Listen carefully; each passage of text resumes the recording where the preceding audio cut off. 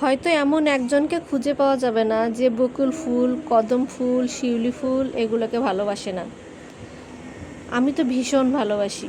আর সেই ফুলটা যদি হয় গিফটের, তাহলে নিজেকে আরও বেশি প্রিসিয়াস মনে হয়। এদিকে বারান্দায় আছে অনেকগুলো গাছ, তার মধ্যে কিছু গাছকে প্রতিদিনই কাটিং করতে চাই, যেগুলো থেকে আবার নতুন করে চারা বানাবো। সময়ের অভাবে হয়ে ওঠে না, কিন্তু আজকে সময় বের করে কাটিংগুলো করেই ফেললাম।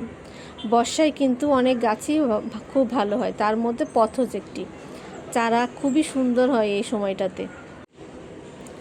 প্রকৃতির দিকে তাকালে আমি বারবার একটা কথাই ভাবি, আমরাও তো প্রকৃতিরই অংশ, অথচ সবার যত্ন নিতে নিতে অনেক সময় নিজের যত্ন নেওয়াটাই ভুলে যাই।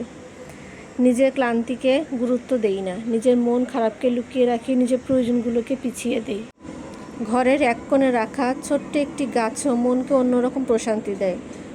ছোট ছোট গাছ আমাদেরকে নতুন করে বাঁচতে শেখায়। সুন্দর হতে খুব বেশি আয়োজনের প্রয়োজন হয় না, সরলতার মাঝেও লুকিয়ে থাকে গভীর সৌন্দর্য। এই যে ছোট্ট একটি গাছকে চারা করার জন্য রেডি করলাম, প্রতিদিন চেক করব যে শিকড়গুলো বের হচ্ছে নাকি। এতেও তো নিজের সাথে নিজের সময় কাটানো হলো, তাই না?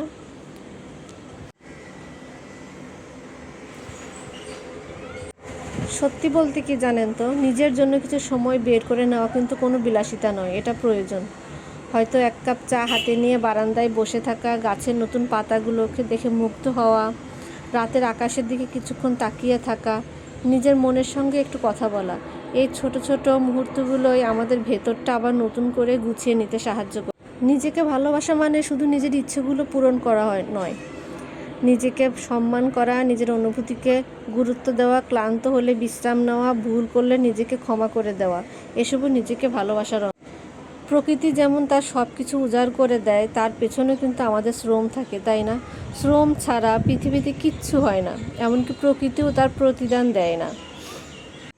এক একটা গাছ এক একটা সম্পর্কের মতো, প্রকৃতিও তাই। আপনি গাছের যত্ন নেবেন না, সে আপনাকে বিনিময়ে কিচ্ছু দেবে না। সম্পর্কও তাই, আপনার সম্পর্কে গুরুত্ব দেবেন না, সম্পর্কের যত্ন করবেন না, সেটাতে জং ধরবেই।